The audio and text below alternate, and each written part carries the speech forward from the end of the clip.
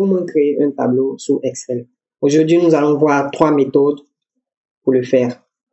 La première méthode consiste à se servir des formats.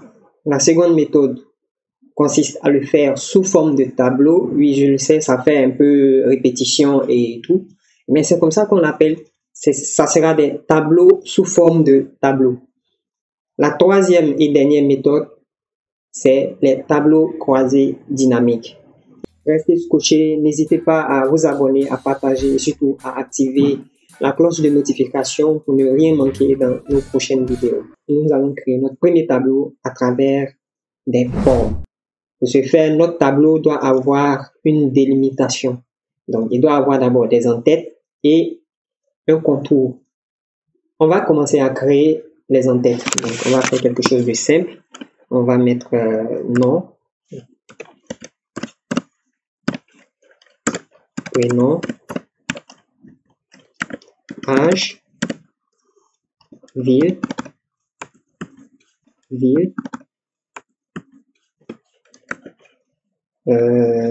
quoi d'autre?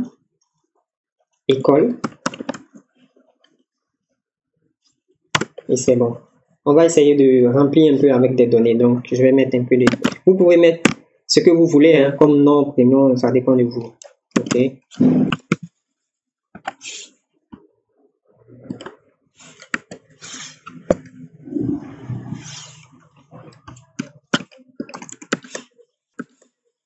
OK. On va essayer de dupliquer tout ça vite fait pour avoir un minimum, pour avoir quand même assez de données. Voilà, je duplique les éléments. Bon, c'est pas vraiment ça, suit aucune logique, hein, j'ai juste dupliqué les éléments. Voilà. Donc, une fois qu'on a l'entête, on a nos données pour effectuer notre tableau, c'est très simple. D'abord, il faut mettre des en-têtes en gras. Donc, on les met en gras pour les différencier des autres données. On les met en gras. On va centrer en venant ici dans alignement et on appuie sur centrer. Les éléments sont centrés. Maintenant, pour créer notre tableau, c'est très simple. Il suffit juste de sélectionner les cellules en allant de C à G15. Donc, la cellule C à G15, ce qui nous donne toute cette plage-là. Et on vient ici dans police, OK, dans le groupe police, on clique là. Ensuite, on vient dans haute bordure. La fenêtre qui s'ouvre, on clique sur bordure. En haut ici, vous voyez des onglets qui sont là. Nombre, alignement, police, bordure, remplissage. Ce qui nous intéresse, c'est bordure. Donc, on clique sur bordure. Ensuite, on choisit le style de bordure. Bon, on va laisser. On choisit la couleur des bordures. On va mettre noir. On va mettre noir. Ou rouge. On va mettre noir. OK. Et là, on a ces bordures ici qu'on peut ajouter. Donc, on va ajouter les arrêts de notre tableau. Donc, je mets ici, je clique ici. J'ai le haut, je clique là, j'ai le milieu, je clique là, j'ai le bas, ensuite je clique là, voilà, j'ai l'intérieur, et on va mettre les façades. Donc, je clique ici, voilà. Donc, on va mettre les façades et je clique là. Donc, une fois que tout est bien délimité de tous les côtés, c'est simple. Il suffit juste de cliquer sur OK. Et voilà, on a notre tableau qui est bien délimité, qui est déjà réalisé. On va essayer de mettre un peu de différence entre l'entête et tout le reste de notre tableau. Pour ce faire, on sélectionne les entêtes. On sélectionne les entêtes de C à G en glissant juste le curseur. Ensuite, on vient ici encore. Toujours là, on a la possibilité de mettre les contours des entêtes en gras, en accentuant un peu l'épaisseur des contours. Donc, si on appuie là, vous verrez, vous voyez, tout est accentué. Mais le souci là, les contours sont accentués, mais pas l'intérieur. Donc, on va changer de méthode. On revient à notre état initial et on fait ça. On sélectionne la même plage. On revient ici. On retourne dans haute bordure. Ensuite, dans le style, on change le style. On choisit un style un peu épais. Donc, on choisit ça, comme ça. Et je vais prendre celui-là. Il est un peu plus épais. Et je fais ça. Je veux que les contours soient bien épais. Je clique sur les contours. L'intérieur aussi. Et c'est bon. Je clique sur OK. Voilà. Voilà ce que ça donne. Donc, on a tous nos éléments de l'entête qui sont bien accentués avec des contours qui ressortent bien. On peut encore le faire avec tout le contour de notre tableau. Mais je pense que ça va comme ça. Et vous pourrez encore faire la différence. On passe maintenant à la seconde méthode. La deuxième méthode, c'est la création de tableaux sous forme de tableaux. Ça fait un peu répétition, je le sais, je l'ai dit, mais c'est comme ça qu'on l'appelle, création de tableaux sous forme de tableaux. Ces tableaux-là ont la particularité de permettre des calculs un peu plus rapides, ok, et d'utiliser aussi l'intelligence artificielle. Je vais vous le démontrer. Donc, vite fait, on va utiliser les mêmes données de départ pour réaliser notre tableau, pour éviter, pour aller un peu plus vite, ok. Donc, une fois que vous êtes au centre de vos données, vous mettez quelque part là, vous faites quelque chose, vous faites ça. Vous venez dans Accueil, ensuite vous venez dans la zone de style, vous cliquez sur Mettre sous forme de tableau. Et vous choisissez le format que vous voulez. Moi, je vais choisir ce format un peu plus simple. Je choisis ce format-là. Qu'est-ce que Excel fait?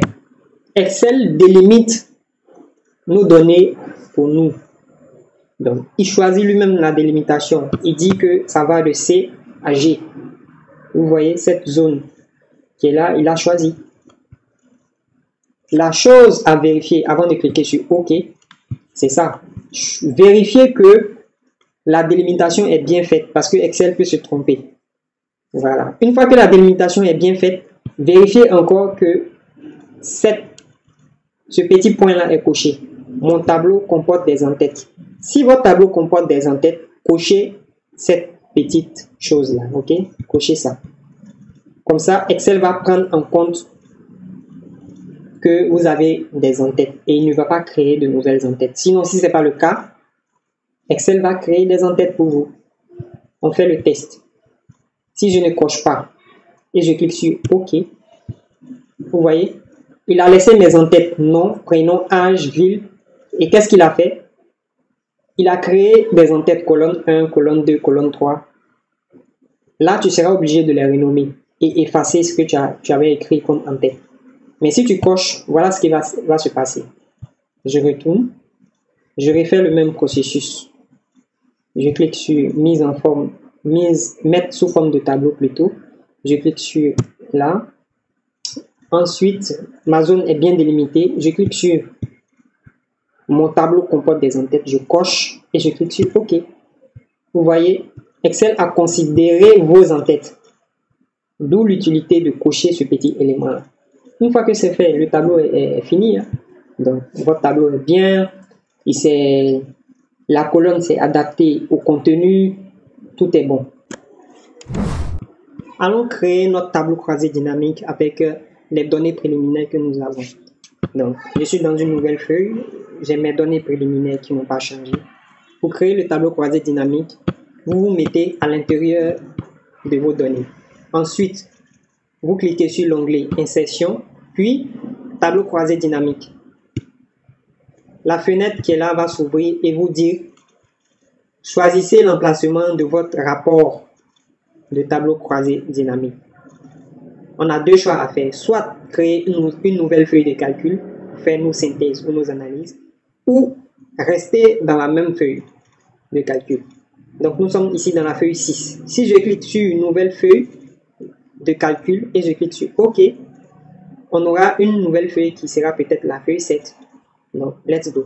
Je clique sur OK et Et j'ai la feuille 7 qui est créée. Vous voyez, c'est marqué ici, feuille 7. Dans cette feuille-là, on va faire des analyses. Les tableaux croisés dynamiques servent à faire des analyses. L'analyse qu'on va faire est très simple. Classer les étudiants par ville.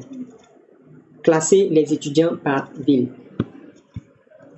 Ce tableau, ici, que vous voyez là, a été décomposé par Excel en deux parties.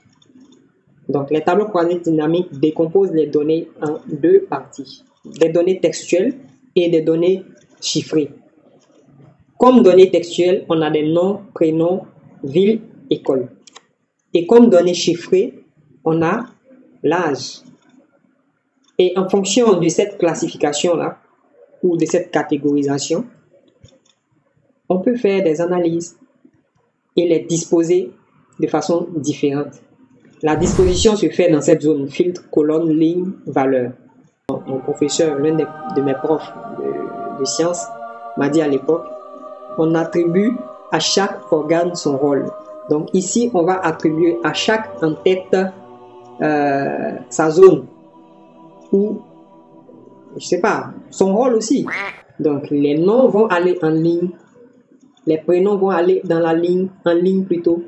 Les villes vont aller en ligne, les écoles vont aller en ligne parce que les éléments ligne et colonne prennent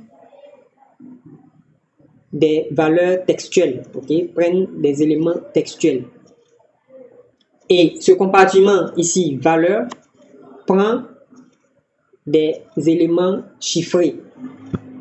Donc, si je clique sur nom, je coche, vous voyez, nom est allé dans ligne. Prénom, ville, école. Tous ces éléments sont allés en ligne. Vous voyez ici, c'est marqué étiquette de ligne. Ils sont allés en ligne. Si je clique sur âge, automatiquement, l'âge part dans la zone valeur parce que ce sont des données chiffrées. Ce sont des données chiffrées. Mais tel que l'analyse se trouve là, vous voyez, c'est bizarre. C'est pas, on peut vraiment pas faire une bonne interprétation de tout ça. On va refaire. Vu que notre objectif, c'est de faire un classement des étudiants par ville, on va cliquer sur ville où on fait un glisser-déposer. Ville, on glisse ville dans les lignes. Je pense que c'est la méthode la plus intéressante. Vous prenez l'élément, la colonne et glissez la dans la zone que vous voulez. Dans la zone adéquate, pas la zone que vous voulez. Hein. J'ai glissé ville dans la ligne. Je vais glisser maintenant les noms, ensuite les prénoms. Voilà. Je vais glisser l'école. Ok, c'est bon. Je vais glisser l'âge dans les valeurs. Ensuite, je m'occupe maintenant de la disposition parce que là, c'est pas lisible. Pour ce faire, je me rends dans création. Puis, dans la zone disposition, je clique sur les sous-totaux. Ne pas afficher les sous-totaux.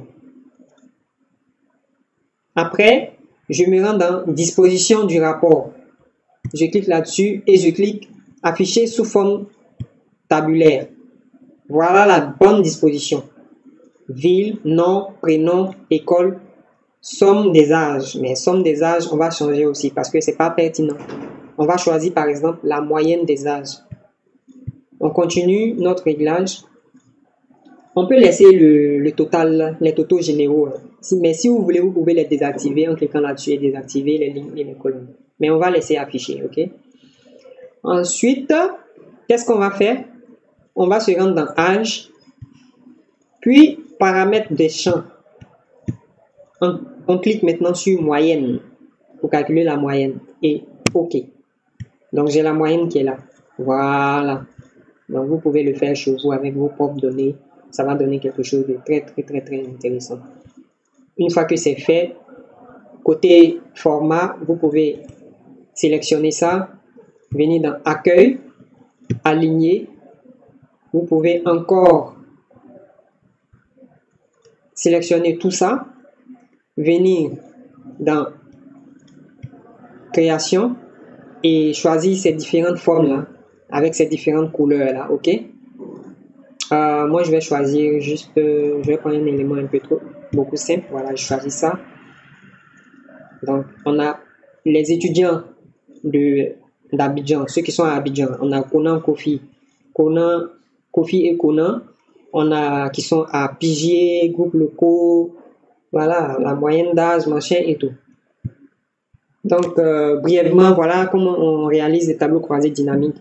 Pour toujours adapter la colonne au contenu, n'oubliez pas de sélectionner comme ça et de faire double-clic. Voilà. Donc, voilà brièvement comment réaliser un tableau croisé dynamique. Dans une prochaine vidéo, on va plus développer cette méthode-là, les tableaux croisés dynamiques, parce que c'est très important. Sur ce, la vidéo prend fin, le tuto tire à sa fin. Je vous remercie de nous avoir suivis. Abonnez-vous massivement. Sur ce, je vous dis à la prochaine.